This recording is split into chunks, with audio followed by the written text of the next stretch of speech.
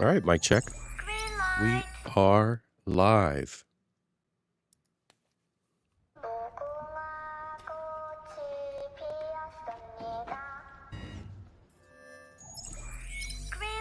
And we have the new soundboard activated. I think we're doing good. Almond Eyes. Hi there. How you doing, sis? Chelsea. Hi there.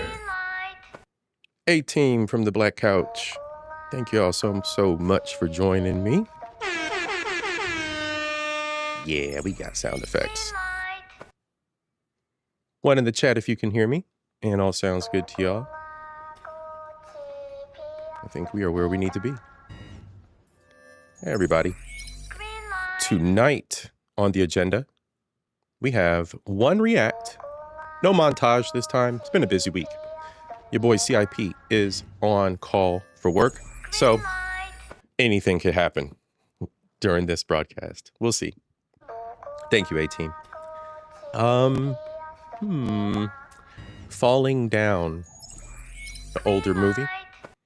I think many of you are familiar with it. It is Men's Mental Health Month. So we are going to discuss the aspects of art imitating life as it pertains to falling down and the impact of the ever-shifting dynamics of the world we live in when it comes to our careers. We've kind of talked about that before. So just a little bit of knowledge today, a little bit to talk about as far as men's mental health is concerned. Probably going to have more of a substantial episode on that in the future. But for this evening, short opener, react, then we're going to get into some cyberpunk gameplay. Y'all missed that. I know you do, because I do. It's time to relax. All right, y'all, let's go.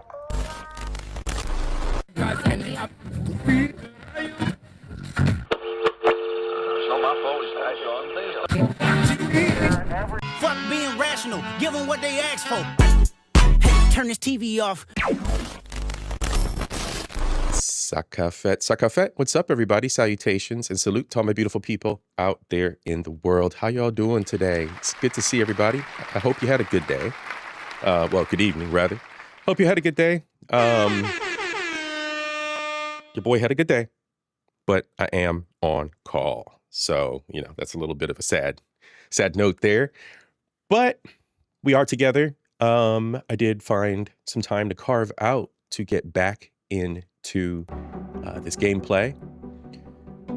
We'll be playing some cyberpunk this evening to cap things off, to take a deep breath from all the hectic chaos that's been going on the past few days. Let's see here. I think everybody that's out there so far, I have bigged up. If you are out there and you are a cloud watcher, please like, subscribe, ring the bell. All right, we need to do that. We need to keep the channel growing. Hitting 460 some subs right now, going for 1,000 hopefully before year's end. So definitely hit that like, subscribe, keep me in the algorithm. All kinds of culture, knowledge, and entertainment going on over here. So greatly appreciate everyone, each and every one of you that has helped me get to this point. Reaper, what's good, my G? Good to see you there, bro. Let's get into it, y'all. The gameplay is the main event, but we do want to rep the men a little bit today. Critical Drinker dropped this a few weeks ago. I'm going to drop Critical Drinker in the chat. I always represent the channels that I react to over here. So go check out your boy Critical. He's got plenty of content. He is on the edge of the content sphere. So he's a bit judgmental. We'll say that. A little bit judgmental. All right. What we're reacting to here is Falling Down, the Great American Lie. And what he's done is he has kind of framed the movie Falling Down from 1993. There we go. 1993.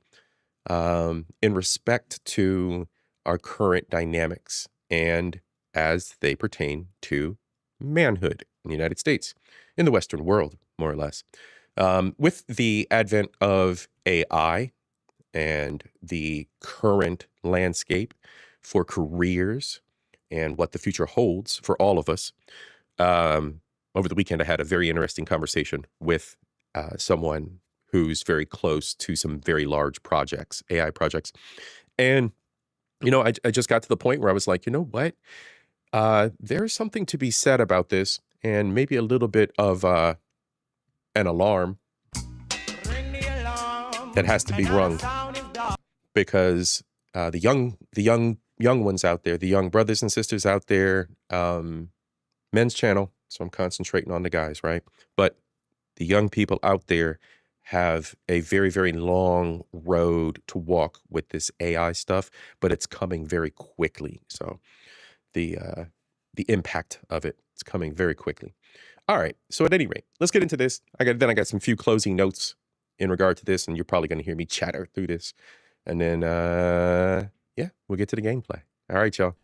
We often talk these days about movies that have We get a 1 in the aged chat. badly, You can hear that. whether Should be because good. of changing technology, fashions, attitudes, or because the zeitgeist they captured so perfectly at the time no longer exists. But there's another Salute, class cuz. of movies that have actually become more potent, more poignant, more meaningful and relevant as the years have passed. And one of those movies is Falling Down, an absolutely excellent thriller from 1993 directed by Joel Schumacher, and one of my all-time personal favourites. The film tells the story of Bill Foster, a working class man caught in traffic in the middle of an LA heatwave who finally snaps under the pressure and flees the scene. What follows is an epic, poignant and often violent journey across the City of Angels as Bill tries to make his way home in time for his daughter's birthday. And along the way, the film delivers some of the most scathingly brutal critiques of modern American culture, consumerism, wealth inequality, social breakdown, and societal indifference that you're ever likely to see. Yep. It's a film that I tried in my own clumsy way to review several years ago, and while I had a good stab at explaining why I found it so impactful at the time,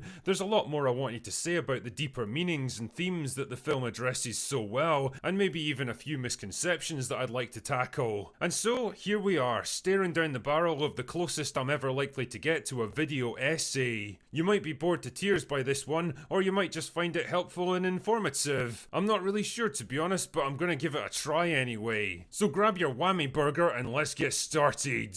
Part 1, The American Dream. Okay, to here we go. Where this film and its main Little character history, are coming right? from, you need to understand the nature of the American dream and how it became the foundation of traditional American culture, basically symbolizing everything the country aspires to and represents. Only then can you see how it became the framework for the great American lie that permeates every aspect of Falling Down. In broad terms, the American dream is the idea of upward mobility, a true meritocracy free from the constraints of oppressive class. A true meritocracy, free from the oppression of classism. Is that what we're dealing with now? Meritocracy?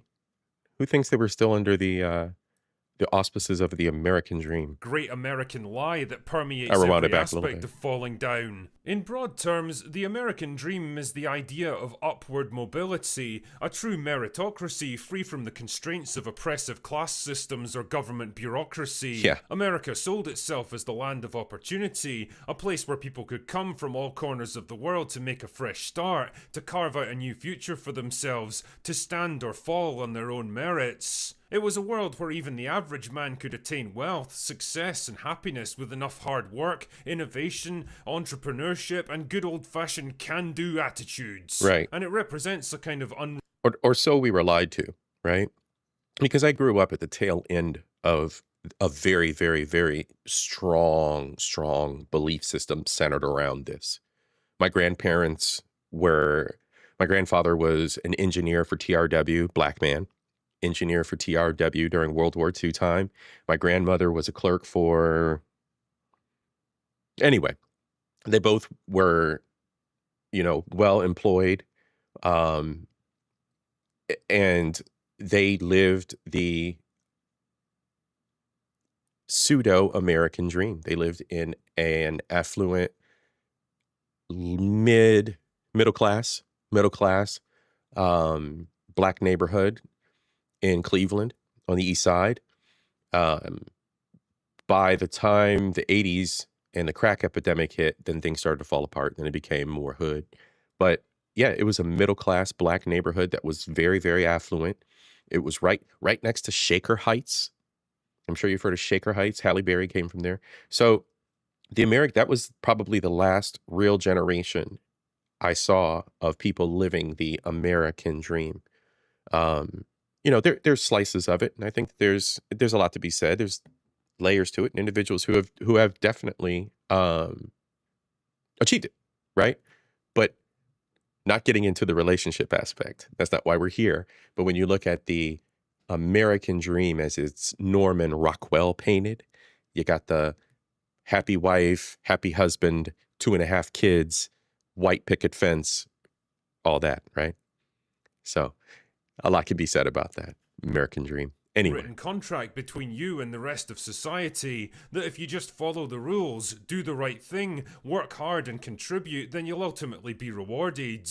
It's a noble idea to aspire to for sure, but like so many noble ideals, it's ripe for exploitation and corruption, which brings us neatly to the world of falling down. Part 2, A Hot Day. The movie introduces us to our main character, Bill, who's stuck in heavy traffic because roadworks are holding everything up. And in fact, the idea of pointless and unnecessary roadworks holding up people's lives becomes a running theme throughout this movie, and it's great to see Bill's different reactions as he progresses. Anyway, at first glance, Bill seems to embody the essence of the American dream. A typical white-collar worker with a shirt and tie, a simple practical haircut and glasses. The kind of solid, dependable, middle-class guy you can imagine working some cushy office job in a small town in America, driving home each night to his family in a nice suburban house with a picket fence. What you find instead is that the American dream has become a nightmare. Bill's driving some shitty old car that barely even runs, the aircon's out, a fly is constantly annoying him, and he's surrounded by the sweltering heat and pollution of the dystopian LA hellscape. Everyone else around him is angry, frustrated, and miserable because ultimately they're all in the same situation as him. Yep. All of them are toiling through heat and noise to work all day in jobs they hate just to make enough money to get through the month so that the whole thing can start over again. All of them have been sold the same lie, and these lies become a running theme throughout the movie, from the lowly convenience store owner who jacks up his prices to squeeze more money out of his customers, to the fast food chain advertising plump, delicious burgers only to serve up cheap, shitty food instead.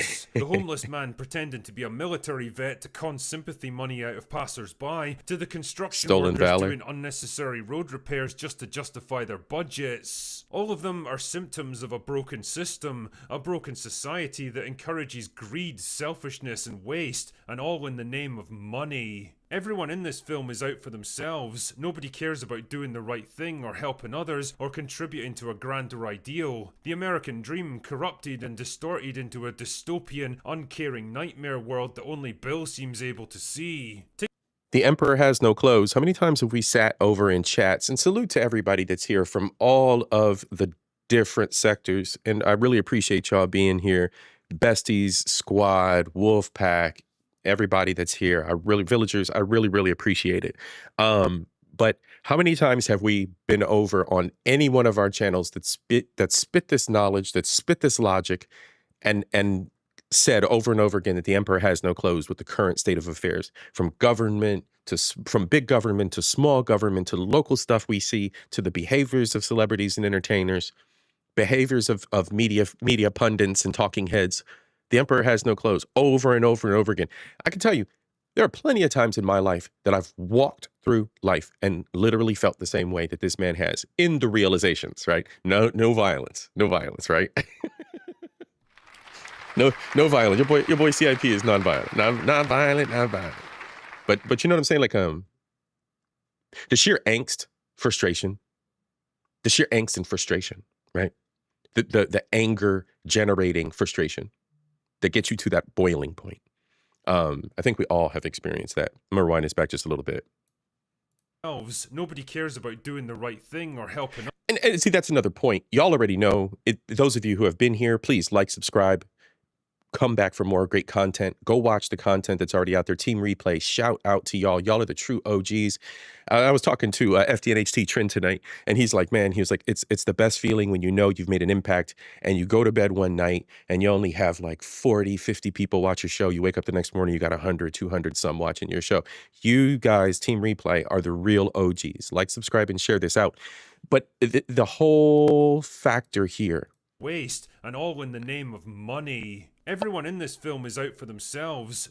Everyone in this film is out for themselves. No one really cares. Go back and watch this movie. Again, this is a movie from 1993, Falling Down. When you go back and watch this movie, then go back and watch my podcast about no one caring. It's one of the first parts of this Homo Ludens series. That point, you have to understand, is the vast majority of individuals that we engage with every day. The ones that care are the ones we keep close to us. Everyone else around us is operating for their own motivations and agenda, and it's not to fault them. It's just that that is their focus, right? And we have to keep that in mind. And we have to keep that in mind when we're playing Cyberpunk. You can't trust anybody, right? That's just the video game. Again, this is the art imitating life, life imitating art here. It's very, very real.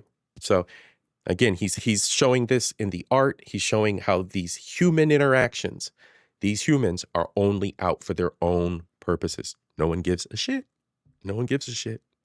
Nobody cares about doing the right thing or helping others or contributing to a grander ideal. The American dream corrupted and distorted into a dystopian, uncaring nightmare world that only Bill seems able to see. Take the scene in the... Yeah, Wolfpack. Exactly. I have no more favorite celebrities anymore. They're mostly corrupt. Absolutely, bro. Absolutely. That's absolutely the point right there. I do not. There are certain celebrities that have qualities that I will definitely big up and salute over here on the channel. They're definitely, and I have, right? When James Earl passed, I did a dedication to him. When Harry Belafonte passed, there are key figures in history who are from the entertainment space, but do not only wear entertainer as their identity and then try to pop out and act like they can address something that is non-relevant to anything they've ever represented or illustrated ever before. Can people have independent thought? Sure. But until you show me merit and that you're speaking from something that you have knowledge of, and you're not just some talking head, right? A pan nerans, a talking monkey, right? Homo Ludens, humans that play. Pan nerans, we've talked about it over here. The narrating chimpanzee. There are too many of them. Far too many of them, bro. Puppets. Exactly, bro. Exactly. Fast food joint, for example, where Bill tries to plead his case to the terrified customers at gunpoint. You get the sense that he's really trying to make them understand where he's coming from, to help them see just how much they're being conned and fucked over by a giant corporation that could probably make way better food for them, but chooses instead to advertise a complete lie and deliver the bare minimum to maximize their profits. Yep. And it's interesting when he says this that everyone else just stares back at him like dumb, mindless cattle, and the only person in the whole restaurant who responds to his plea is a little kid, someone who hasn't been completely absorbed by the system yet. The Emperor has no clothes. When Bill stumbles into a rich neighborhood while fleeing from the police, cutting his hand on a barbed wire fence and angrily lashing out at the family who live there, what he discovers instead is that they're actually just caretakers, and the house is instead owned by a rich plastic surgeon. The man at the very top of this pyramid makes his fortune by turning people into something that they're not. In short, he's a man who sells lies for a living. And the thing is, Bill himself isn't above these lies either, which brings me on to Part 3, the briefcase. Bill's briefcase becomes a pretty important item for him as a character. It's the only possession that he chooses to take with him when he abandons his car, and it's something that he's willing to risk his life to protect when a pair of gang members try to rob him. But why? It contains nothing of value, as we eventually find out when he gives it away, so why does he fight so hard to keep it? Why not just hand it over? Well, I guess there's two conclusions you can draw from this. One is that It's personal identity. It's his identity piece, right? Because you got, I think if you think about just it's what he identifies as the businessman, right? He is that ideal of the dedicated worker, the corpo, right? The corpo chicken, because he's a marching chicken, right? He's not one of the top ones. He's just one of the marching chickens that are just doing, he's one of the cogs in the wheel. Excuse me.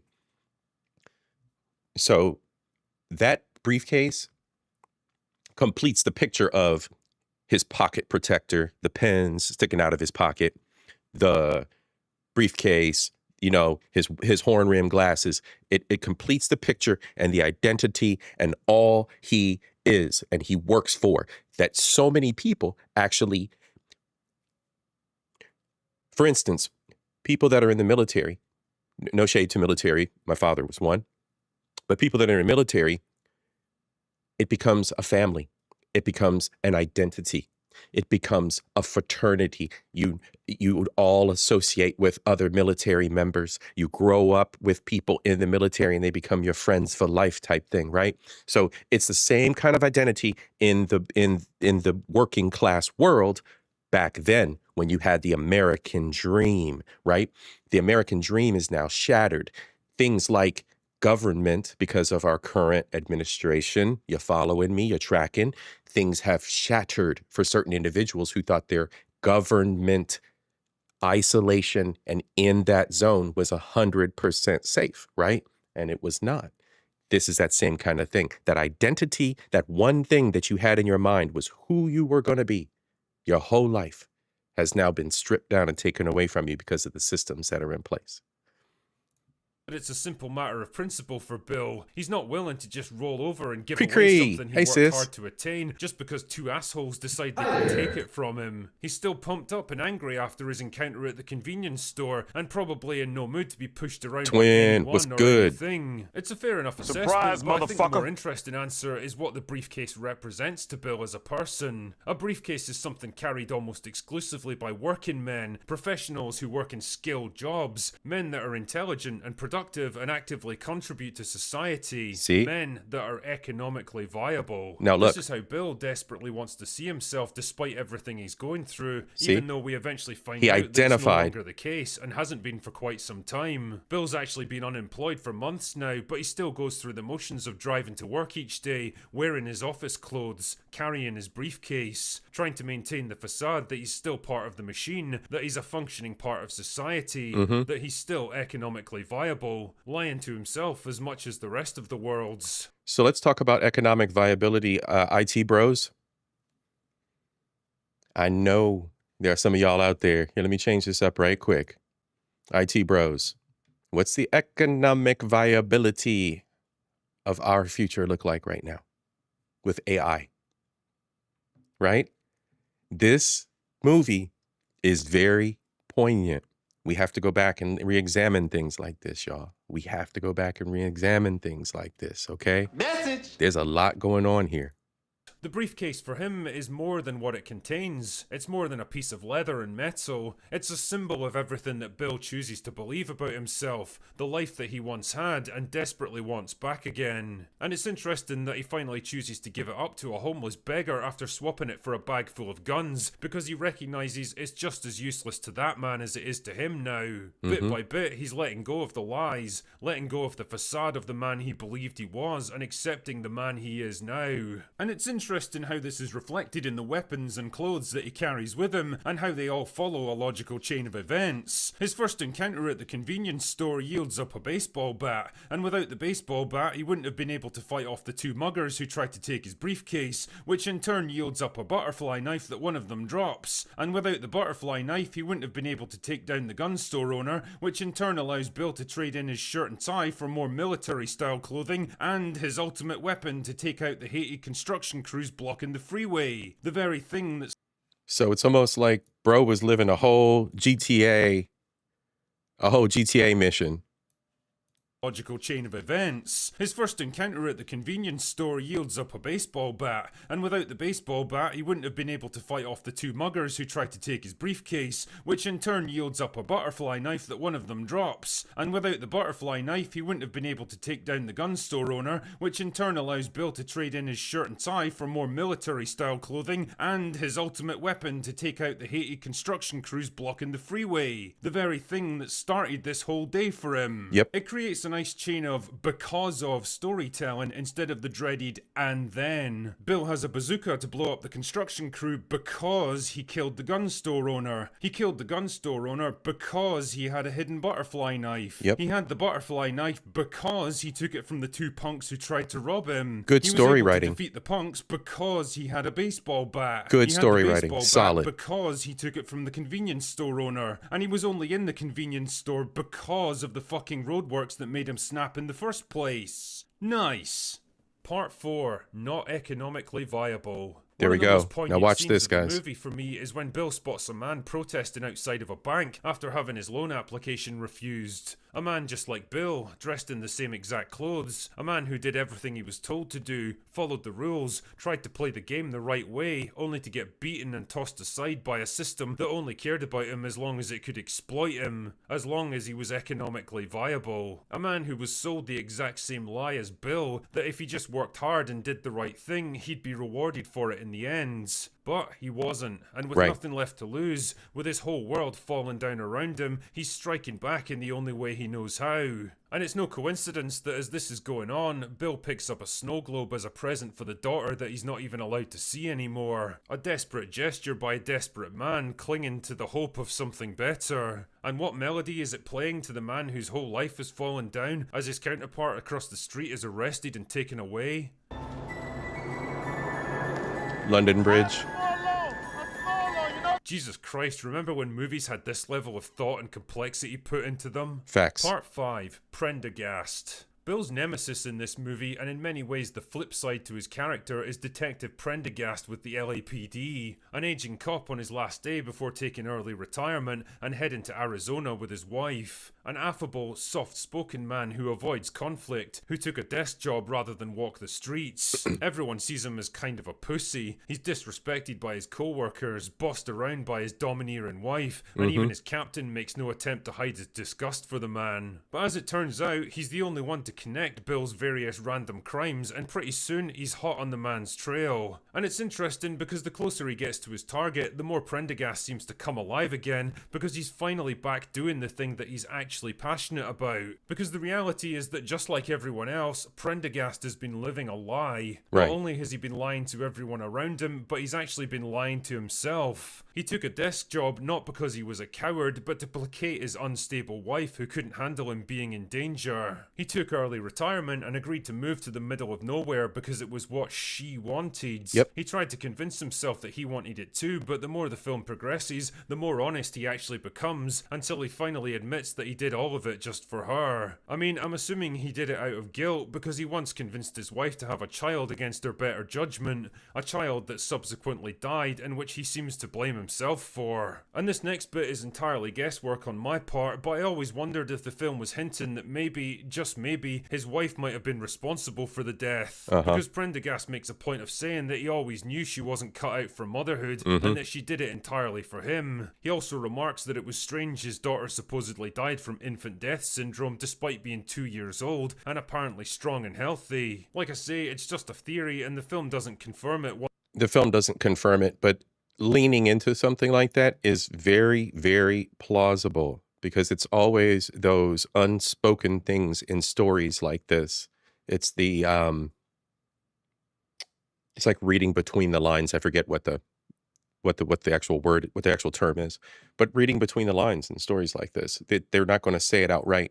You're about to see another piece of this story that they actually say outright, that highlights something that men deal with when it comes to divorce in the system, especially back in the 90s. My father was a victim of this as well. Now, it's not to say that there wasn't some rightful action taken in the divorce that my parents went through, but they were a little bit stringent on the man. And you'll see what happened here as a result that broke Bill.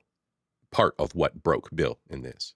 one way So or let's go. another, but it does give you something to think about. Part 6.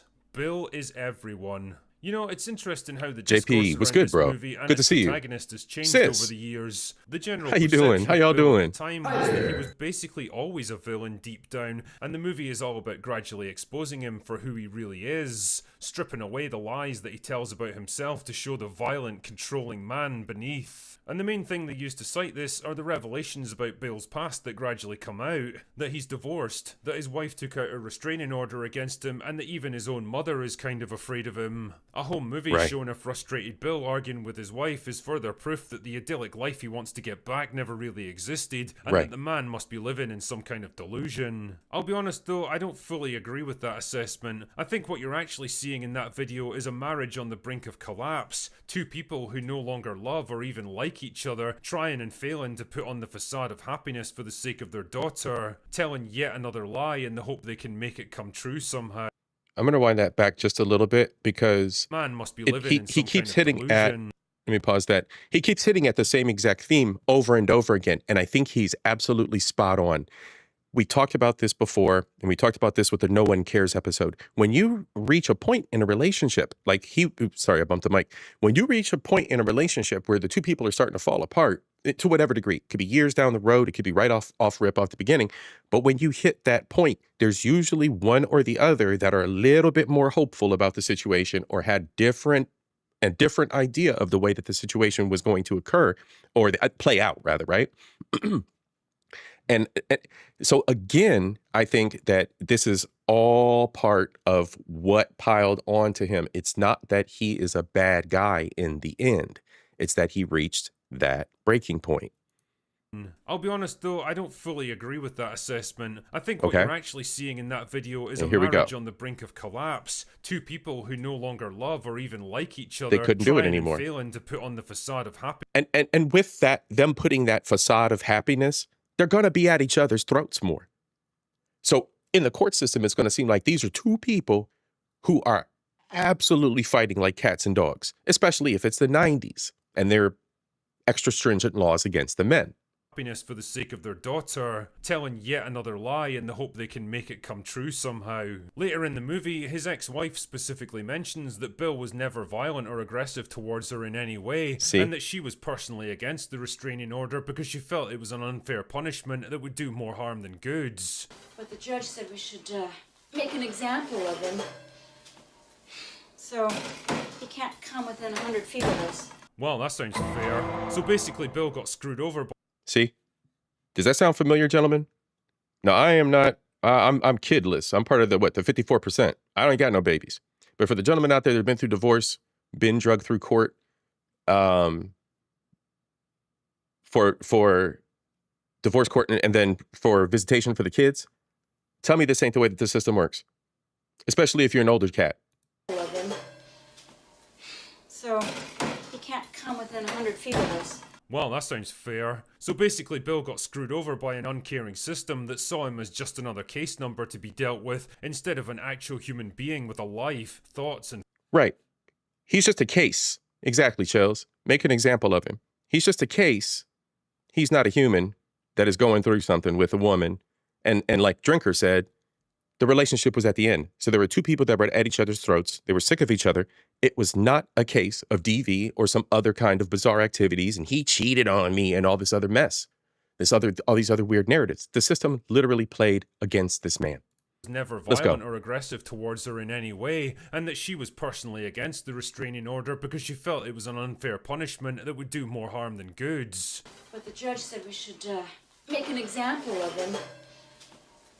So he can't come within 100 feet of us. Well, that sounds fair. So basically, Bill got screwed over by an uncaring system that saw him as just another case number to be dealt with, instead of an actual human being with a life, thoughts, and feelings. And it doesn't take much imagination to infer that losing access to his daughter, coupled with the shame of a restraining order, put Bill in a downward spiral that ultimately unraveled his entire life. It's just another example of Bill doing what he was told to do, following the rules and putting his faith in a justice system that he was assured was fair and balanced. But just like everything else, it turned out to be a fucking lie, and the people that it hurts most are the dumb saps naive enough to trust it. It almost makes you wonder how many other people have been screwed over and had their lives ruined because some judge decided to make an example out of them. It's worth noting as well. Yeah, that's why I went back to, okay, so Messy Michon, shout out, sis. So sis is out here and she says, I don't even remember this movie except that he was crazy. And you're absolutely right.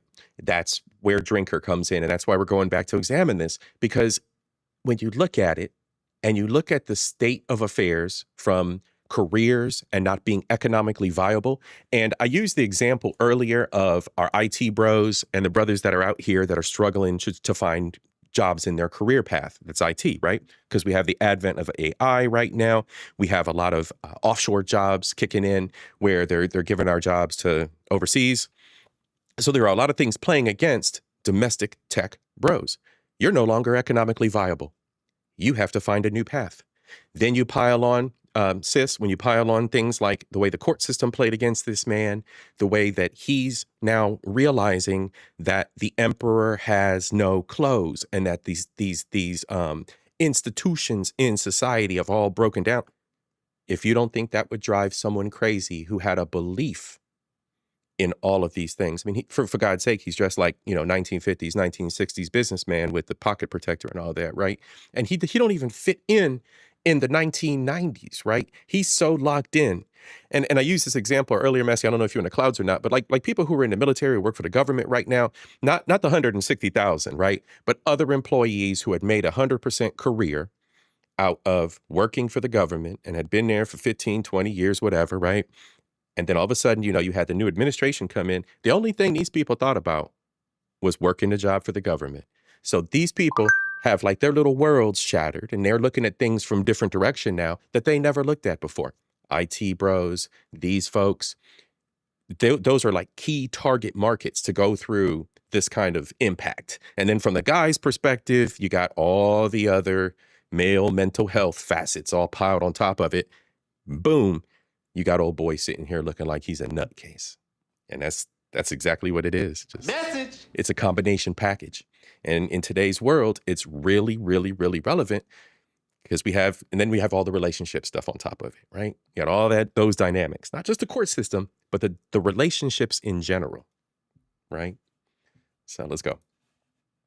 That Bill very much clings to the idea of being a good man, a decent citizen who isn't so much breaking the law as standing up for what he believes is right, pushing back against criminals who try to rob and even murder him, greedy corporations screwing over their consumers, the corporation part, unscrupulous businessmen hiking up their prices, and corrupt local governments making life miserable for their own citizens just to justify their own existence. He has a moral code that he abides by. He doesn't harm innocent people, and he reacts with anger when a convenience store owner mistakes him for a robber. He sees that as a complete insult because in his mind, he's not a criminal. He's just doing what he thinks is right. Another thing he clings to is the notion of being a proud American, a patriot, like he's appealing to some old-fashioned sense of shared national pride that nobody else around him seems to feel anymore. Right. When a racist gun store owner mistakes his random crime spree for racially motivated attacks and assumes that they're like-minded individuals, Bill's reaction is one of pure disgust, again invoking the notion that he's American and this other guy is something very different. When he's cornered at the climax of the movie, he explains with a kind of weary pride that he used to work for the defense industry, helping to protect America, a noble profession that he believes should be rewarded, another lie that he was sold. Again. On the other hand, a more modern interpretation of Bill from the big-brained individuals of today could best be summed up as, boo-hoo, straight white man is angry at the world because he doesn't have all of the privilege now. Pass me the world's smallest violin. Again, this is a flawed analysis because it misses the fundamental point that Bill is more than just the sum of his demographic parts. He's more than just the actor playing him. He represents every person who ever fell down and couldn't get back up again. Generals, every person who pay followed attention. the rules and did what everyone expected and got punished for it. Who did everything right and still got screwed over by a system that was stacked against them. Who spent their entire life striving for something better only to discover that they were not economically viable. Every person person who bought into the great American dream only to be handed the great American lie. And I say this because I want to come back to the point I made at the beginning of this little essay, why this film is even more relevant today than it was in 1993. Well, I'll tell you why. In a world where the gap between rich and poor has never been wider, where kids are pushed into expensive colleges to get useless degrees that leave them with debts they can never hope to repay, where people are making six-figure salaries but can barely afford the rent, where the very idea of owning a home is a crazy pipe dream belonging to previous generations, where people are more angry, more isolated, more medicated, more exploited, and more overwhelmed than at any time in human history. Say that again. Hold on. Let's rewind this back. So this is the part that we were waiting for, right? Let's tie this art into reality, right? Life imitating art, art imitating life. Here we go again. Let's rewind this back just a little bit. Why this is so poignant and makes so much sense today to review this again.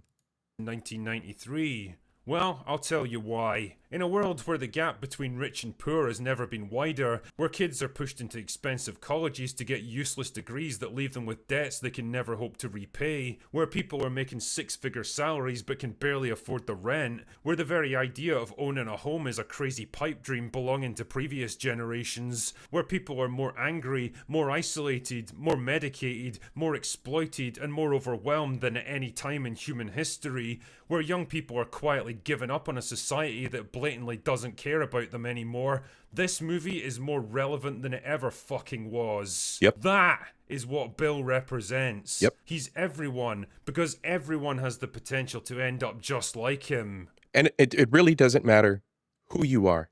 Your color, race, creed, doesn't matter. This story is so universal in application, from losing your job, losing your family, getting treated like shit by somebody in a store, your day completely delayed and side-railed because of construction, because of environmental things that are caused by a local government that doesn't give a fuck about you, because you worked for the United States government that never gave a fuck about you. Never has. But we're programmed, and God love them, our soldiers and dedicated employees of the government are programmed to think that this is some gigantic, noble thing. No one cares. The government doesn't care. You die, they replace you. They're about to replace 160,000 of y'all with AI or something else. They don't give a shit about you. So the realization of all of these things happening at once for this man and the way that they played this out is exactly universal. It can be applied to any one of us, male or female, but tonight's men's mental health. Us gentlemen, generals, G's, invaders. Blatantly doesn't care about them MSGs. anymore. This movie is more relevant than it ever fucking was. That is what Bill represents. He's everyone, because everyone has the potential to end up just like him. All it really takes is one bad day. Anyway, that's all I've got for today. Go away now. All right. Now, a boy drinker did it's you again. Well, since you're here, pause. All right. Our boy drinker did end on a bit of a solemn note.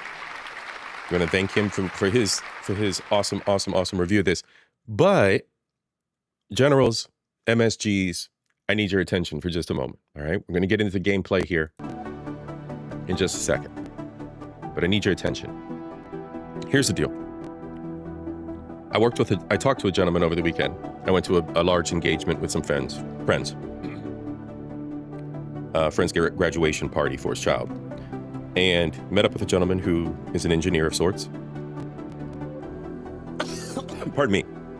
Works for a very large company doing a very, very large AI implementation.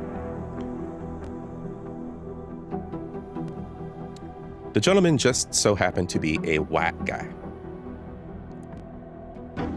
When I spoke to him and let him know my background, my career, and let him know that I was in, policy and administration and red tape and being a bureaucrat, a CORPO, in IT, right? In IT specifically, his face went white. Whiter than it already was. And he stepped within an earshot close to me. Oh, bro. But he had to talk in low breath, right? He had to talk quietly to me because of the importance of the job that he has. He is 100% fearful of the intelligence of AI. Not necessarily in the way that we think that it's going to be power and robots 100%. They're going to take over the world, Cyberdyne, Terminator style. That's plausible as well. But low-level careers are in danger. Generals, I'm telling you now, get your trades now. Get your CDLs now. Get off your asses and get this shit done. Get your electrician's licenses. Get your plumbing licenses. Get 2 of those motherfuckers if you can. This is not to be trifled with. And if you are at all technologically enabled, get your ass in some fucking AI courses, guys. Please understand what's coming. The people I hang out with, the crowds that I hang out with, are people that know shit. Are people that have worked in these industries for 30 to 40 years. Okay?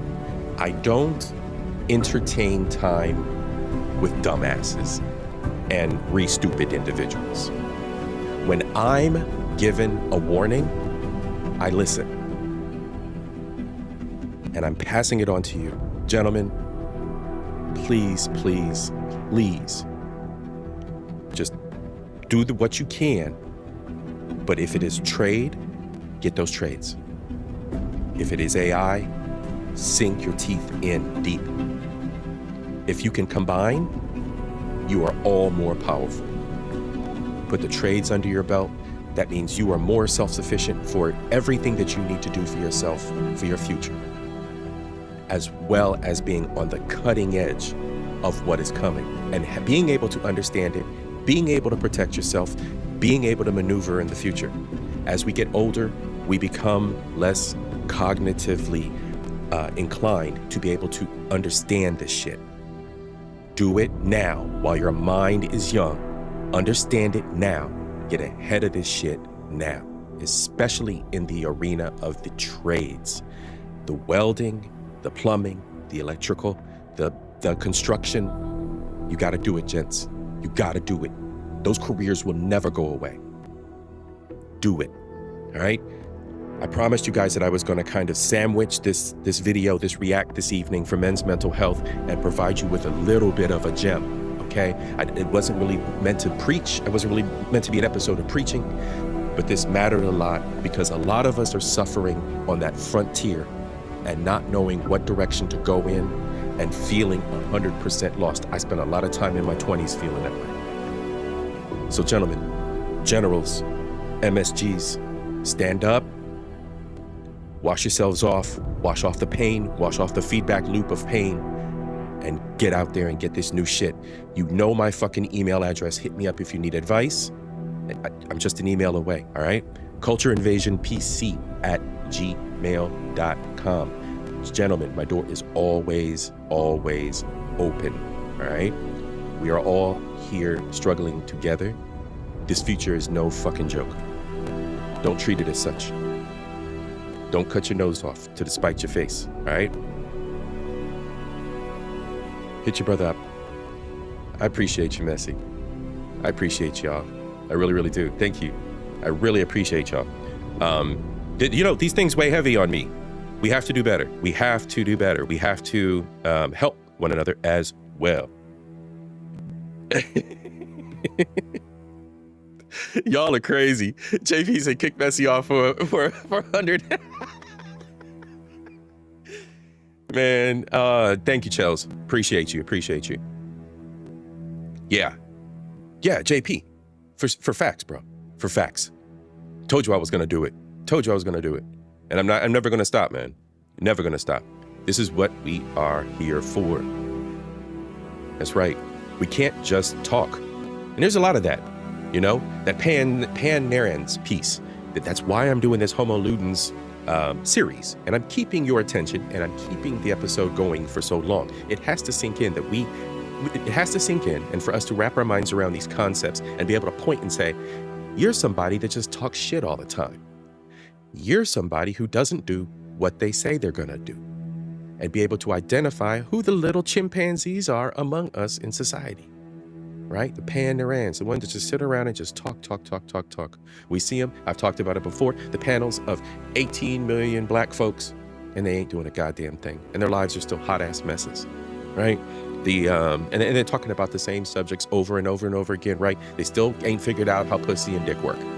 Still ain't figured out how to socialize in a fucking relationship between a man and a woman. Talking monkeys. Talking about black Wall Street, black this, black enterprise, black that, black this. Mind you, 5-mile radius around my apartment in what used to be a historical black neighborhood is now Somali. From end to end. Somali lawyers, Somali dentists, Somali doctors, every little strip mall, every little multi-purpose storefront, all Somali. Every single fucking spot. If it's not Somali, it's Asian. If it's not Asian, it's the Middle Eastern's got all the fucking gas stations. Middle Easterns and Valeros are what Venezuelan gas stations. Where are the FBAs? What gas station? What gas station brand is FBA? What gas station brand is ADOS? Somebody, do we got those? I'm sure we do. We've been here long enough. But the Venezuelans can come over and bring some fucking oil. What logistic companies do we have? We got UPS, we got FedEx, we got Nigga X. What we got for the brothers and sisters? What do we got out here, folks? But the Somalis got all this shit. All this shit. Except the black churches. They're still there. Anyway, that's not why we're here tonight, y'all. Thank y'all for entertaining me on the React and the men's mental health piece. We're gonna drop that off. We're gonna cut that off right now.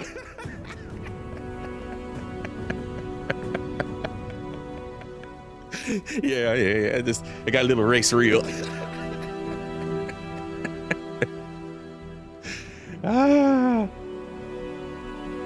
There we go. There you go. Look at that. Now that's black business talking right there. Whoever in this chat, man or woman, that hits me up, hits CIP up and gets a trade together, I will raise you one and pay to register you in LLC. Ladies and gentlemen, you have to understand, there are a lot of people who are movers and shakers out here and not just talkers. Pay attention, please. Pay attention. I love y'all. Big up, JP. Erin Laura, maple syrup sis. How you doing? What's up? How's it been, maple syrup sis? Team replay. If you are joining the stream late, please go back, replay. You'll see my react on the men's mental health discussion. Just a little bit this time. And a mix into corporations and expectations of the American dream, what we have built up in our heads as that ideal end-all be-all, and how it comes crashing down upon us when we realize that that life is not what it seems and that the emperor has no clothes. What it do, Mike? How you doing, bro? How are you this evening? I was just telling Aaron, you as well, my brother, please hit the like. You did just miss me wrapping up a bit on men's mental health. We're about to break down some video gaming, get back into the corporate life, cause some chaos. When we left off, I believe our hero had rescued the president. I'm setting up here, bear with me. There we go. I believe our hero had rescued the president, and she and I were running around. She's telling me all kinds of Miss President stuff, and Yeah, the story's going on. This is the TV show. Y'all already know that. This game is too much like a movie. All right. We are playing modded cyberpunk as a corporate shill, a scumbag, corporate scumbag. I was playing earlier, Chels. At least I booted it up. Everything was working good. So we should be good to go. Everybody throw tomatoes at Chels if the game stops playing. Like that.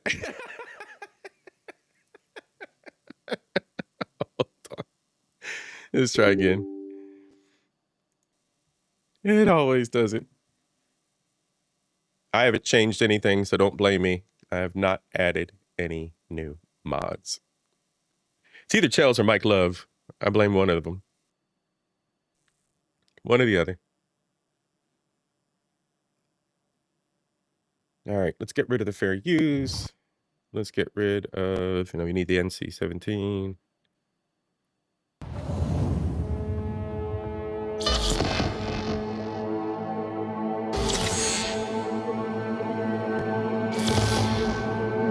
If we're kicking it with the president, chances are we're not going to be able to kick it with the girlfriend. So this might be a night where we don't get to go on a date, y'all. It's going to make me mad.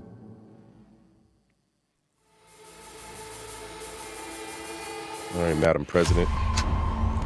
Let's get you to safety so I can carry on with my life. All right, so as the storyline is, we have Keanu Reeves living rent-free in our head. We got Keanu Reeves living rent-free in our head. We got called by Songbird. She was a hacker.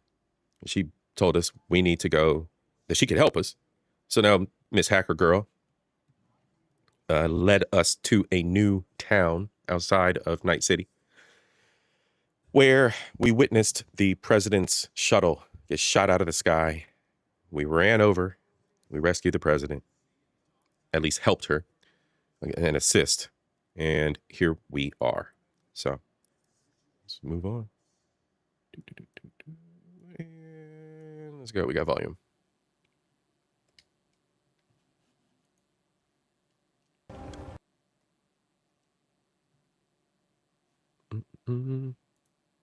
Mike said he'll take the blame. You might be taking the blame quicker than or sooner than you thought, Mike. We're in a hiccup. Come on, network. All right, here we go.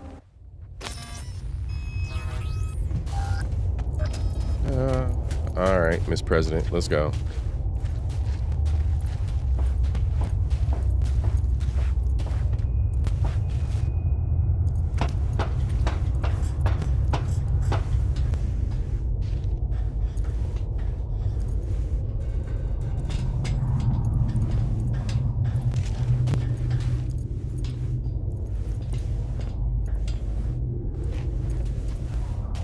Pushable. Could use a little help. Of course.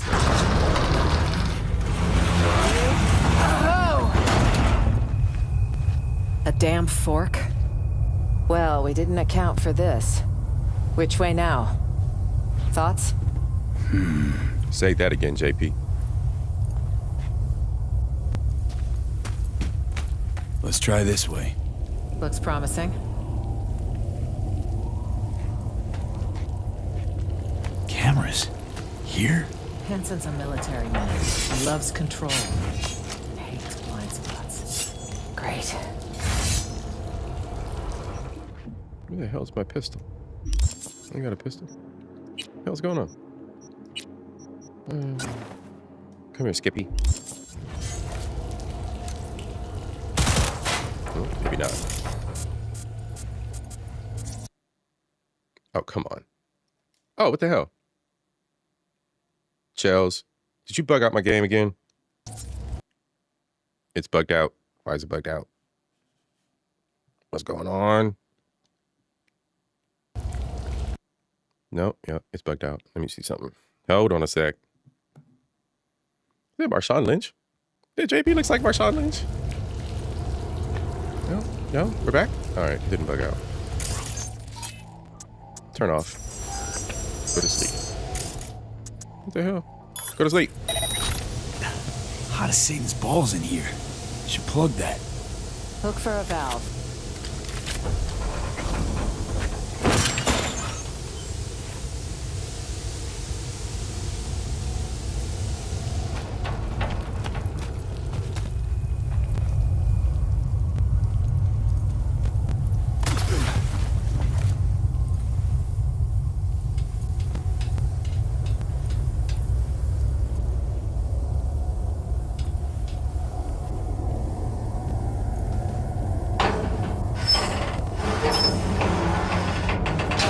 There we go. At least there's not 3 of them. So always do something to do something to do something.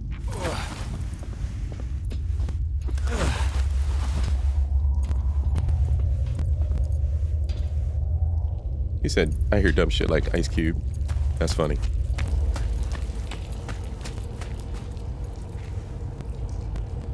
Come on, girl. Where we going? You glitched out? Let's go.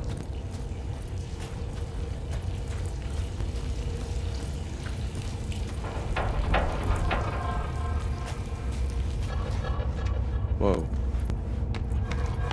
Still here.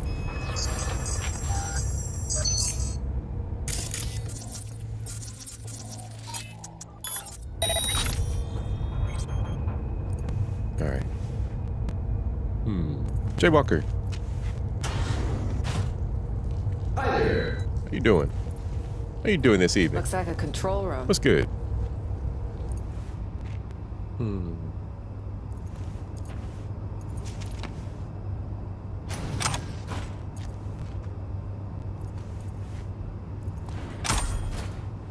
Take that. Wipe recordings. Sure, why not? Let's see.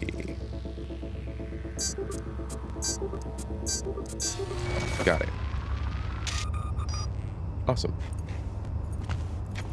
Heh, never saw me come through here. Alright, we out. What the hell? No. No. I think we got a buggy system. Let me see something. You still bugged? Yeah. Mike Love. Chels, what y'all do? What y'all do? We ain't never getting out these tunnels at this rate. Alright, here we go. Elizabeth Crest Street. Let's go. Bull-headed Betty. That's what we called her. I think what we gonna do here Re-elected is 9 times. You believe it? She must have had her ass welded to that seat. Funny how she has her own street in Night City, of all places. That jealousy I'm detecting? Please. Jealous of what?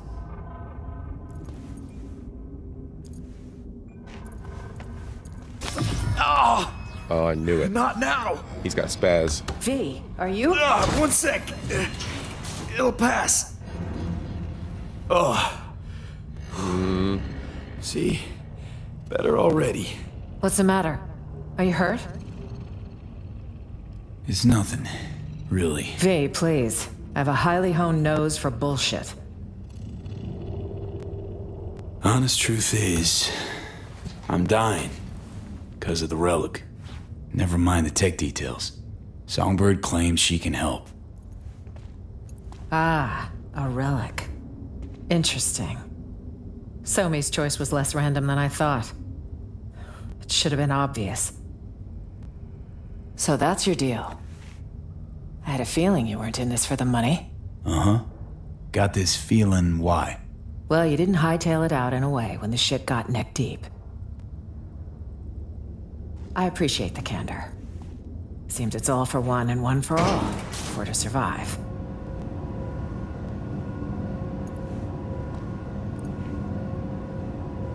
Hey, PTV. It's good, bro. You said you was gonna stop by. I appreciate you, man. Appreciate you. Yeah, bro. Welcome. Let me go on and do this real quick. All right, bro. Your mod's sticked up. Go on and hit !invasion, and you can drop your link. And everybody can go check you out. It's all about networking over here, bro. Content creators get first rights. expecting more trouble? Tonight, I expect nothing but. It's best to be prepared for any contingency. So Johnny, Okay, this Johnny is fought us, back. safe. Or Songbird, right, Michael? Songbird suppressed Great place Johnny. for an But ambush. when we were walking through the tunnels, I might have skipped Hopefully that no one part else thinks and so. saved just after it. But Songbird crashed out, and now Johnny is. Wait a minute. Y'all missed a chunk, and that's my bad. But there was a bit of an interaction, and Songbird did crash out and lost connection, and now Johnny's back. It was just a real short piece between where the her ship crashed and where we currently are at the safe house.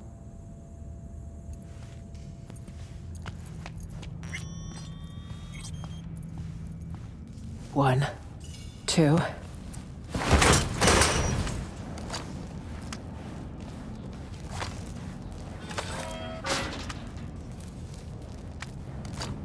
Pitch fucking black. Where are you, Zomi? Huh. Guess who got here first? Seems so. I'll have to sit tight. Though I assume we'd rather not sit in the dark. Power would be useful. We could also get the radio up and running. What? Can't miss our daily dose of fear-mongering? We need to know the situation on the ground. I'm gonna change out of this mess. High time. Change. Into those filthy old rags. These filthy old rags won't be smeared all over every TV and terminal screen in the city. Unlike my presidential best. Have a look around. I'll join you in a minute.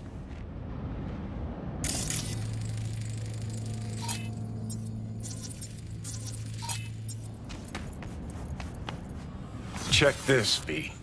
Attempted postmodern art. More like a home-cooked generator. Maybe we kick-started. Literally. Uh-huh.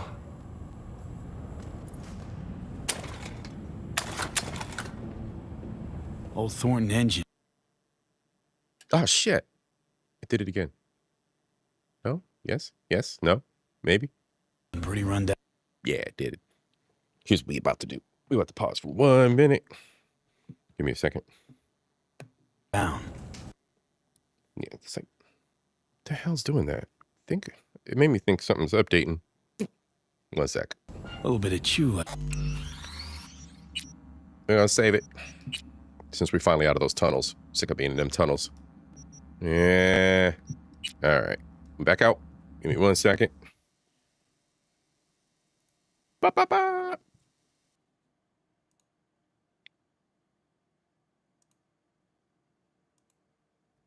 All right. Let's bring the music back. All right. Yes, it is, Chose. Don't try that. Don't try that. Don't try that. He said that's that new box you added. Don't mess with my stream deck, bro. You ain't messing with my stream deck. You ain't messing with my stream deck. That stream deck is nice, bro. I'm gonna bounce Cat and Poncho right quick, y'all. I'm gonna reboot him. Just going to let him do his thing. Because I think he did an update or something. You all know how it is. Struggle streaming be a thing. It was running fine just a second ago. Yeah, save that move. Save that. Gotta put them hard saves down. So APTV, bro. Much like over on your channel, you know how I do over here. So I was spitting knowledge earlier for the young brothers. A little bit of mental health. A little bit about career, bro. We have to stay ahead of things. And, we have to stay ahead of what's going on with these trends, with AI, and get them trades. The young bucks got to get them trades. We got to get these young bulls where they need to be for the future. This AI apocalypse is coming, and it is not going to spare anyone. It is not going to spare a soul if you are not educated and you are not ahead of the game.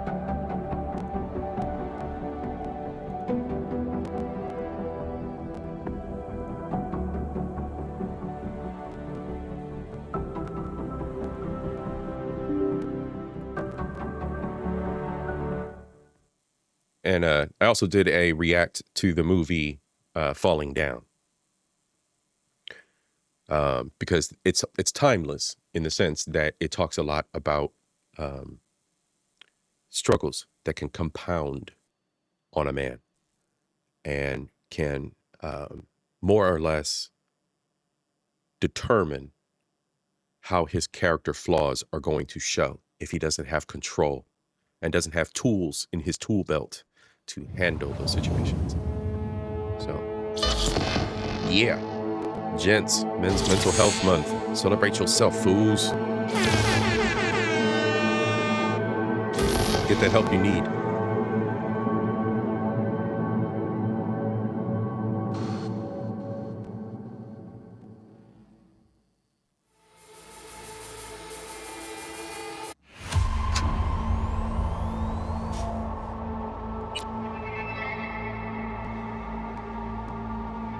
Culinary.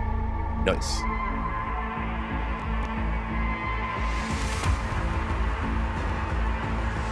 Attention all Dogtown residents. This is Kurt Hansen. I used to go to jail every year in San Diego during Raiders Chargers weekend. The crash site is now a restricted area. My people will proceed to secure it. The rest of you, Bro had a VIP cell. stay there. If the fuel's not degraded, it could actually run. Oh, shit. But can't. Hey. The hell? We having a bad day, Chels. Started. Oh, okay. Not without a Are you serious? Yeah, we're having a bad day. Something's buggered up. Something updated. Oh, come on. power source. Come on. He said every year. Sure, but seeing as we got a lull in the lead pouring Why are down we- on us. What Listen, the hell's doing this? got a bad vibe about this. It's stuttering. You got a bad vibe about this? Do I? I hear you loud and clear. Something's off. I don't Makes two trust of us. nobody. Gig's got too many twists and turns. Songbird, S-tier netrunner, promises a panaceum, a cure-all, then gets wiped off the map. Myers, shady politico. Yes. Got a dagger thrown at her back all the way from Washington. Who by and why? Fuck if we know. Oh, plus Kurt Hansen and this fucking SAM launcher. Just preem. Got this hot itchy feeling in my groin. Like someone's not fessed up to something. Yeah. Saying Songbird didn't give us the full picture. Yeah. Our mystery. I don't even trust Songbird. Usually love a bit of hard to get, but trust One me, cute as Pan Am. rarely ends well. Well, not like we had time to really chat. Spent most of it running. SF1, run, Chimera, run again. It's just, got some questions for the chick. Hope we get a chance to ask them. Anyway, Zero. What's let's good, bro? get this power sitch sorted. All right. Oh, Chels is doing it again. What is doing it? What did y'all do to my computer? All right, we pausing. What's up, Zero? How you doing, bro? We struggle gaming tonight. I think Chels did something. Let's go check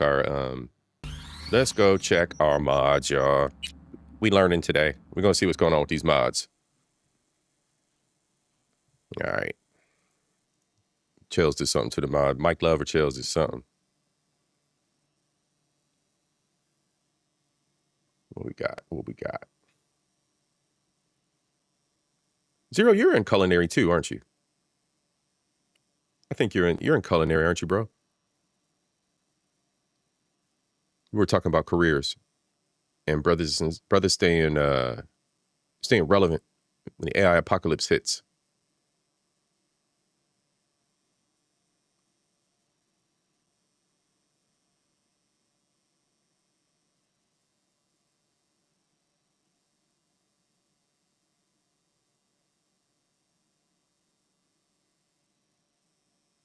Hold on. 1 second, y'all. What I'm gonna do is...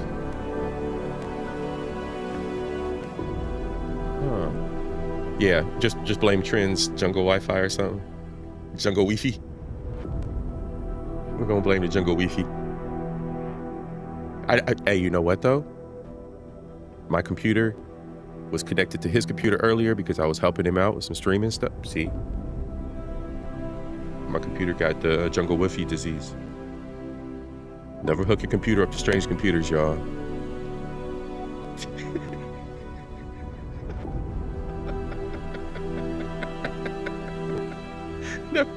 Never hook your shit up to strange computers.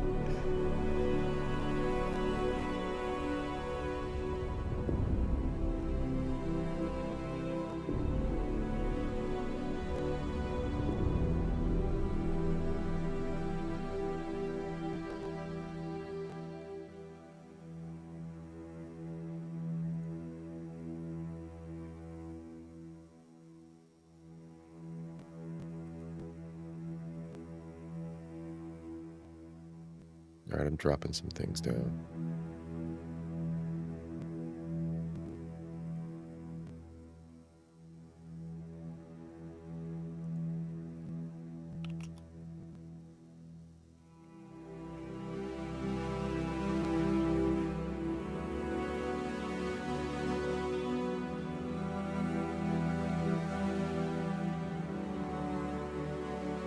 All right.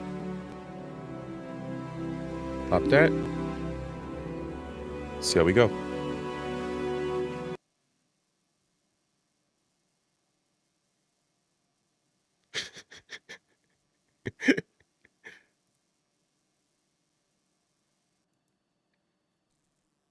All right, y'all. Let's go. Madam President, we are sick and tired of dealing with you right now. Let's get this light powered on. Get this woman some. She was supposed to change her clothes or something, and we're done. Trying to get back to the city.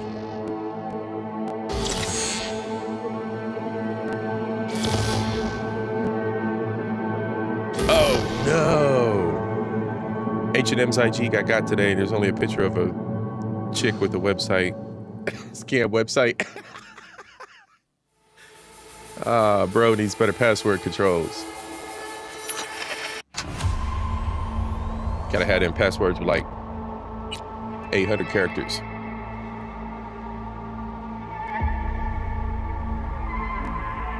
Attention all Dogtown residents. This is Kurt Hansen.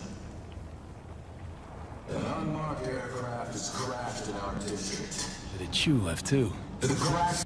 If the fuel's not degraded, it could actually run. All right. But can't start it. Not without a power source. Sure, but seeing as we got a lull in the lead pouring down on us, listen, got a bad vibe about this. You?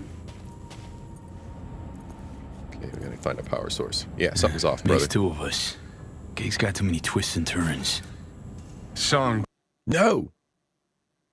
WTF. Well, sorry, y'all. S-tier net Struggle runner streaming tonight. promises.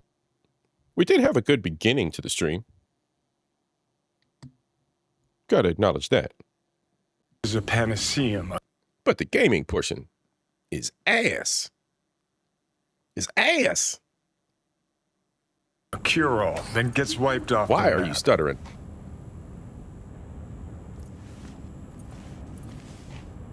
Myers, shady Politico. Got a dagger thrown at her back all the way from Washington. Who by and why? Fuck if we know. Oh, plus Kurt Hansen and this fucking SAM launcher. Just preem. Got this hot itchy feeling in my groin. Like someone's not fessed up to something. Songbird. Saying Songbird didn't give us the full picture. Our mystery girl. Usually love a bit of hard to get, but trust me, rarely ends well. Well, not like we had time to really chat. Spent most of it running. SF1, run, Chimera, run again. It's just, got some questions for the chick. Hope we get a chance to ask him. Anyway, let's get this power sitch sorted. All right, power situation.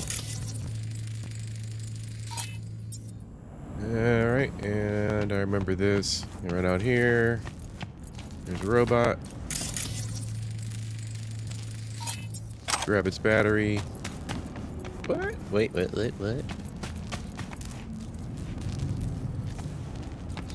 Should do the trick by my eye. I thought I grabbed it. Yeah, we not struggling. We not doing this. It's gonna lock up again. I guess what's this? It's like on a timer. It's like every 5 minutes decides it wants to lock up. Yeah, 5 minutes of gameplay, and then it's like, no. I've never seen this happen before. Mike Love, you did this.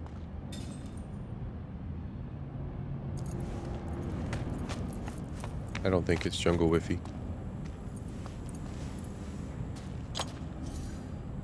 In you go. All right, power it up. Fire it up. Fingers crossed. Here goes. And the maze balls.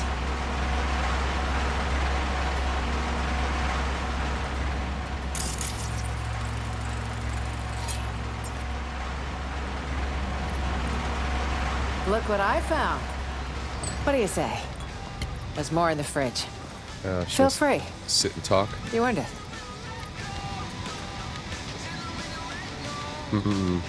Booze. This a good time? Let's see. Today I survived a Delta crash, a district-wide manhunt, and a prototype killer robot. Yes, it's a great fucking time. We're stuck in Dogtown with no sign of life from So-Me. Not ready to celebrate yet. Suit yourself, but I won't let a good thing go to waste. Housewarming gift from Songbird, maybe? Wouldn't it be wonderful? And circling back to Night City, speculative chatter continues tonight around the downed passenger craft. NUS representatives claim President Rosalind Myers was aboard when catastrophe struck. City officials have yet to release any statement. However, one all too familiar figure did decide to speak out. Kurt Hansen, the self-proclaimed leader of Dogtown, called a press conference earlier today to offer his take on the situation. I'm being framed. Isn't it obvious? The NUSA's bro. been out for my blood for years. You shot that ship down. Now, I'm not without flaws. But another thing I'm not is suicidal. An attempt on the life of the head of the NUSA? What transpired in Dogtown is no trivial matter. I urge you all to consider the true motives behind this spectacle. The NUSA will take any excuse it can get to send forces into Dogtown. And will they stop there? No. You, good people of Night City. Oh, shit. It did it again.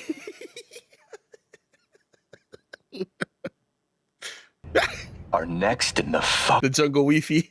The Jungle Weefy attack. It's back. We were doing good. fucking line.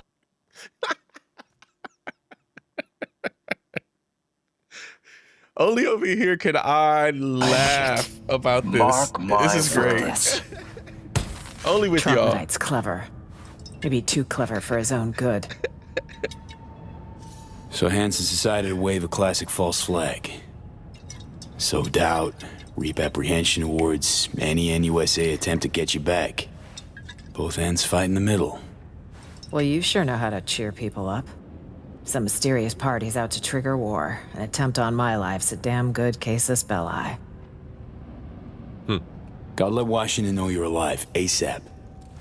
Ah, call Washington without knowing who'll answer, friend or foe. Or should I go outside? Give Hanson snipers a big thumbs up. No, V. Neither's an option. Hear that? Oh, Footsteps. shit. Songbird? Maybe. Can't be sure, though. Okay. It's our lucky day, Chumba. A penthouse with a view of the city. And lights that work. No, this doesn't feel right. None never does with you, does it? Fucking killjoy. You want an angle on Hansen's airdrops? You got it. V, we need to eliminate them. Come on, man. Let's have a look around. Wait. Want to try talking first? I hope you know what you're doing. Weapons! Now! What the fuck? I won't say it again. Oh, shit. Oh. Oh, it just dropped right all the way out. All right. Let me see something right quick. Jungle Wi-Fi. The hell's going on, Jungle Wi-Fi?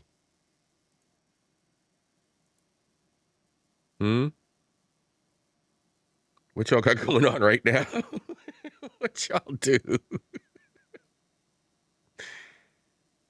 That ain't shit different. I ain't done nothing. Nothing.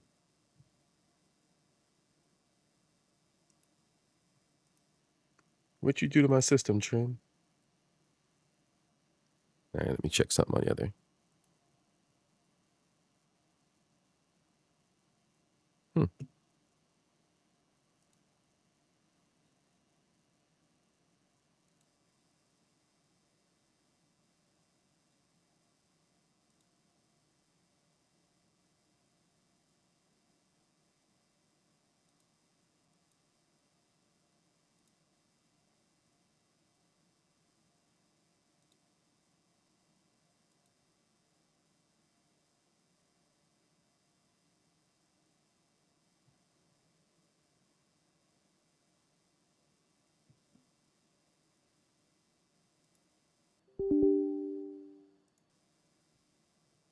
All right, let's go.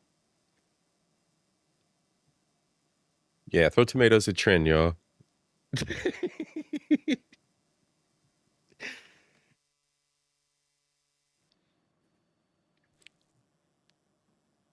me see. Let me see. Do I got the sound effect? Oh, I don't got a surprise sound effect. I got to put more sound effects on here. I just started getting used to adding stuff. Where's Wolfpack? Wolfpack, you right, bro. I absolutely love the Steam Deck, bro.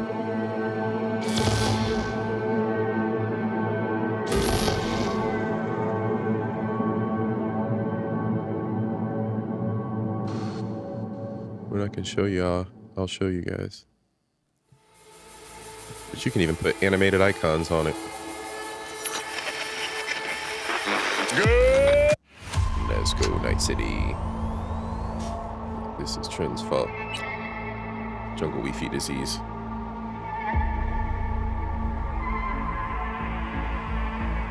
Attention all Darktown residents. This is Kurt Hansen. An unmarked aircraft has crashed in our district. The crash site is now a restricted area. All right, here we go. Hear that? Perfect. Footsteps. Songbird? Maybe. Can't be sure, though. It's our lucky day, Chumba. Damn, y'all. Well, it's one of them days. I think what we gonna do is, let me see. A penthouse with a See if it's gonna snap too.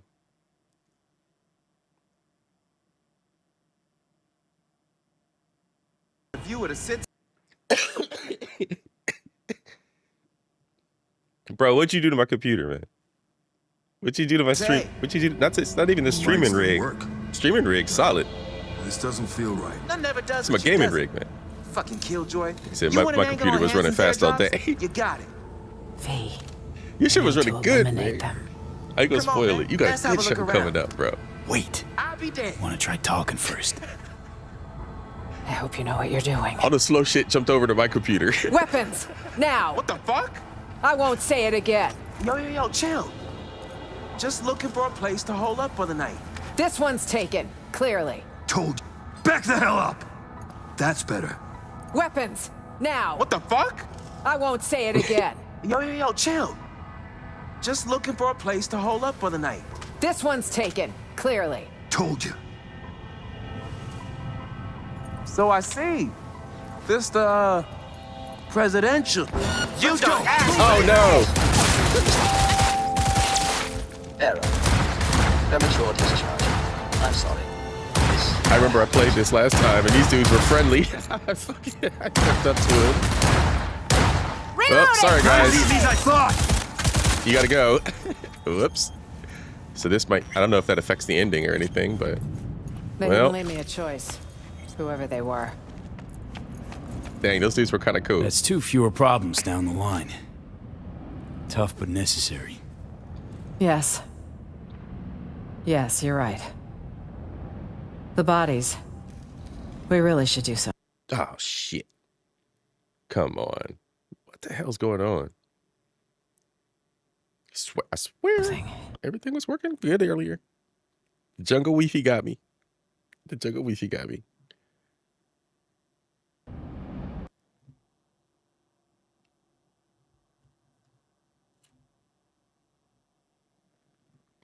I saw shoots in the hallway. We ain't gonna struggle stream much longer, that's for sure.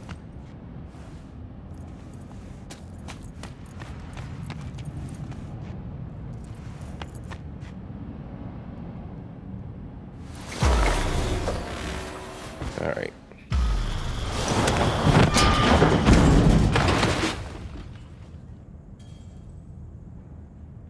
Poor dudes, they were just little innocent dudes. But they started shit. Start static. Yeah, that's how it ends. Welcome to Night City. Another problem solved. Don't know about you, but I've about had it with today. Tomorrow will come quickly. I need to rest. Here? What if more like them show up? That shoot's not going anywhere. You serious? Come on. I think I've had my fill of surprises for one. Still nothing from So-Mi. Radio silence. She's never gone dark this long. Troubling, to say the least. So, what if Songbird don't show? We need to wait. Yeah, That's I all we did, can do Trin. for now. I reset the stream. She I doesn't reset my show? little tablet just a minute ago. Then we'll have It one other reboots pretty option to quick, consider. but meh. But let's table it till morning. We know how We it is, should bro. get some rest. Tech be techin'. Tech be techin'. Surreal. All of it. What's that? I'd have been home by now. Reading the evening brief, glass of water and 2 sleeping pills waiting on the night table. Doesn't sound like you miss it much. See you in the morning, V. All right.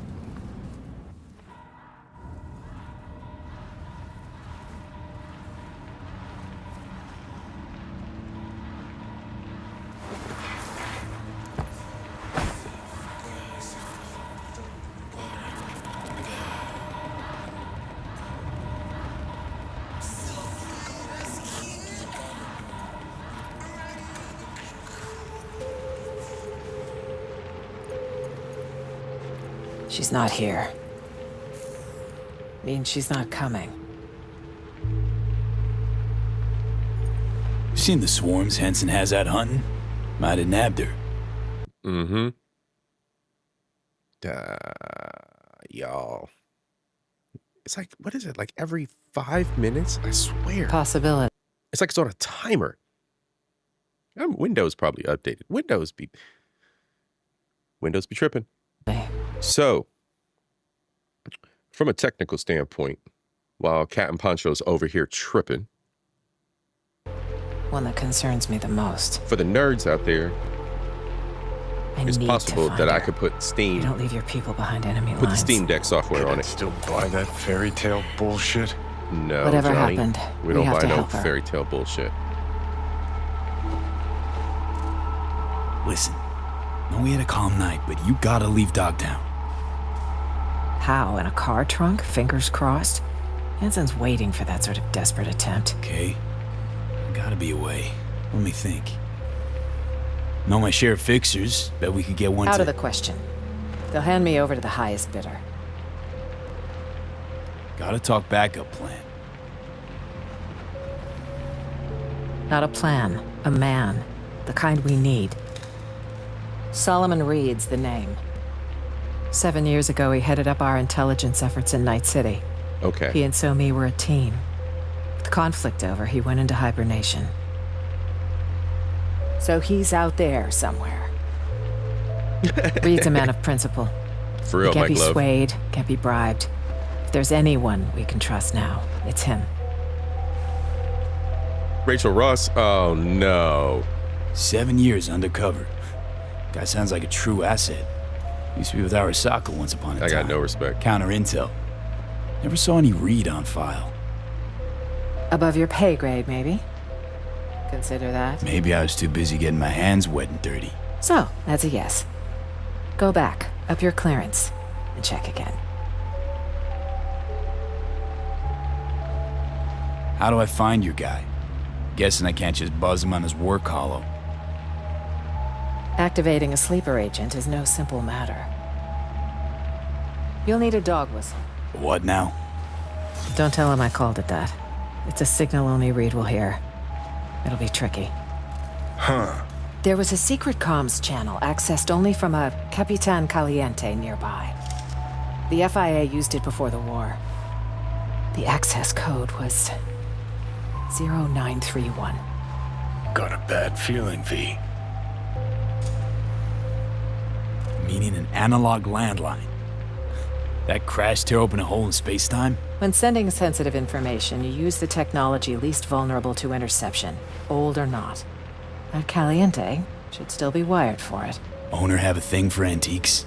He had a thing for federal money, and he might still be alive. Remember, 0931. Okay, seems doable. And I prefer discretion to destruction. I trust that's clear. Uh-huh. So what'll happen next? Reed will need to screen you. You'll show him this. It means you work for us. What the? A file will be created for you in the FIA database. Wait, back up. Telling me I'm a special agent now. That's right. Would taking the oath make it feel more real?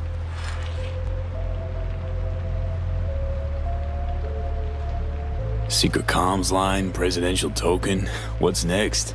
A coded message in today's scream No sheet? problem, Mike. That token is for your safety. If Reed isn't 100% certain I sent you, he won't hesitate to kill you. Yeah, nah. Let's skip the formal thing. Is there a problem? It's just a big commitment, you know? Can't swear to something I don't believe in. There we go. It's your choice. I understand this was sudden. Good luck out there, V. And don't let the bastards nab you. Yeah, I'm not swearing to the government. I don't give a fuck about the government. I'm a corpo. Fuck your government.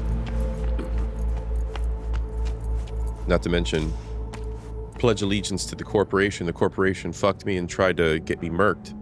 Now I turn around and pledge my allegiance to the United States or the NUSA. Nah, bruh. Nah. Maybe that was. I'm not gonna say anything. I'm not gonna. Hey, made the right might have been a call rough on spot. taking that fascist ass. Game seems to be running good right now. Some causes are worth pledging your life to, V. This ain't one of them. I didn't pledge my life. Oh, I just said it. Chels, I just said that it wasn't locking up, and then boom, it locked up. How'd you come? Yep, there it is. So now it's gonna do it 3 times. What the heck is this? That? All right, so let's see. JP's talking about I'm not a fan of her because she got her claim to fame. Because with the biz done, men's sexual their health. arm will still be far You know, up your other- ass. yeah, and yeah, You'll yeah. be a meat puppet. Yeah, they did. No, I was once a corpo jarhead, right? Excuse me. Practically dove into uniform head first. They had a real hard-on for the oath. Repeat after me, blondie fucking blah. But can't remember what I solemnly pledged to do. Sure you want to talk about this? Gotta hand it to you, V. Wiser than I was back in the day.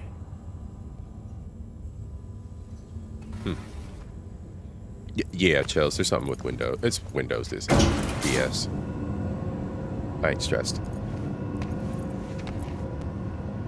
Like I said, I could change the operating system on my little tablet. Might mess around with that. I got a show coming up, everybody, Thursday with Messy Michonne. That's going to be the next time I go live. Be date night with Messy. We're going to have some fun. Do some reacts. I got one surprise react for her. We got some replicant fish we're going to react to. Replicant is kind of like a male-centric, maybe red pill adjacent content here. That smoke meat dog town chose a new pope. Maybe the Veep crashed Space Force 2. Curious as I am, we got an important call to make.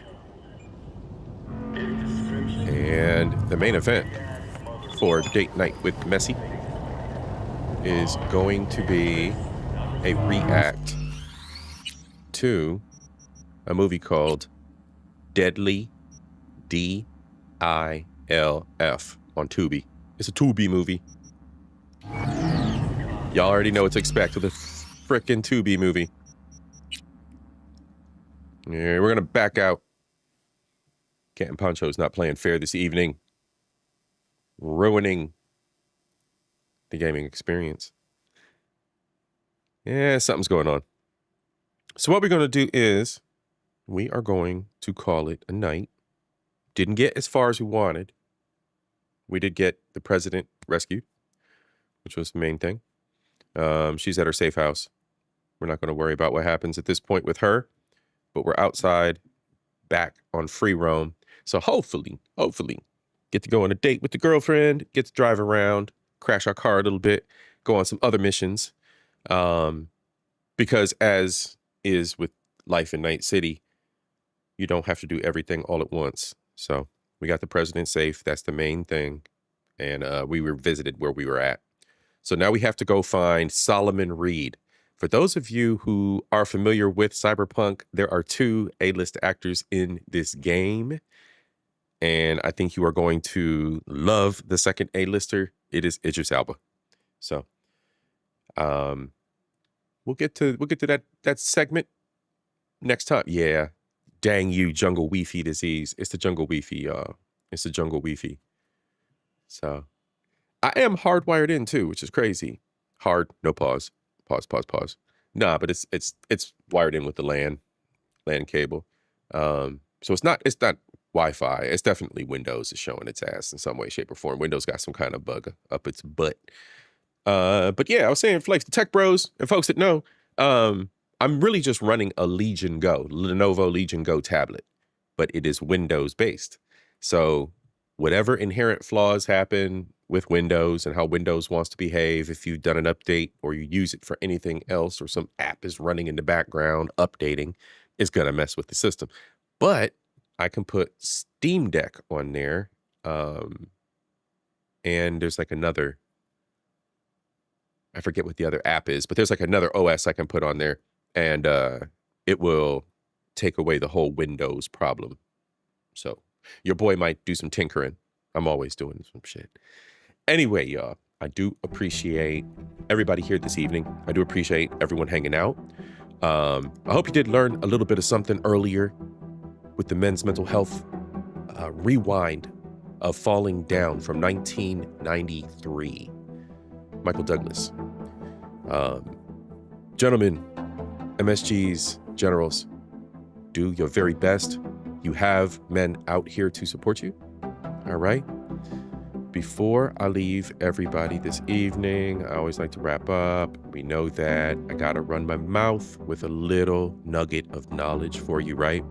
Nothing is true. Everything in life is permitted, right? The things that you encounter, the stories that you hear, the adventures that you go on, the people that you meet, learn more. Nothing that you see for face value is true. You are permitted to learn more. Everything is permitted, all right? Take advantage of that. Seek knowledge and evolve, my friends. The world around us is not an absolute reality. Reality is subjective to what you explore, right? You get in life what you work for. So what you limit yourself and experience is your own responsibility. Choose wisely. Big up yourselves. One love. to everybody that's out there. Chels, Aaron, Laura, y'all have a wonderful, wonderful evening. I know Cuzzo, I know you're probably out there listening to FDNHT. Twin, Bronzebird, hit me up, bro. I'll be, you know what's going on next week, so we'll talk. Mike Love, I hope you made it back, bro, to hear the ending. If not, Team Replay, Reaper, of course, bro. Salute to all of you that were here. Have a wonderful evening, y'all. Have a wonderful evening. Peace, peace, peace.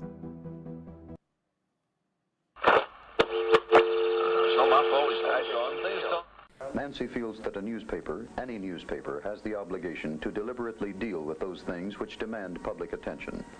How do you feel about the controversy? Basically, the fan behaves the same on Joe's suit. When I first turned the power on, or just prior to that, he's drawing 0.6 amps. It goes off scale high for a few seconds, falls back down to about...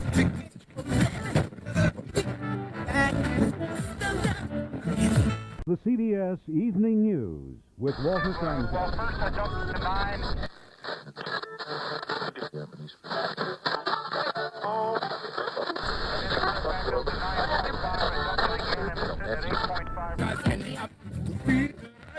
It was a provoking challenge, and nowhere did the challenge provoke more averaging a peak, I'd say, of about 0.1 amp. To develop and introduce America's first all-electronic television system.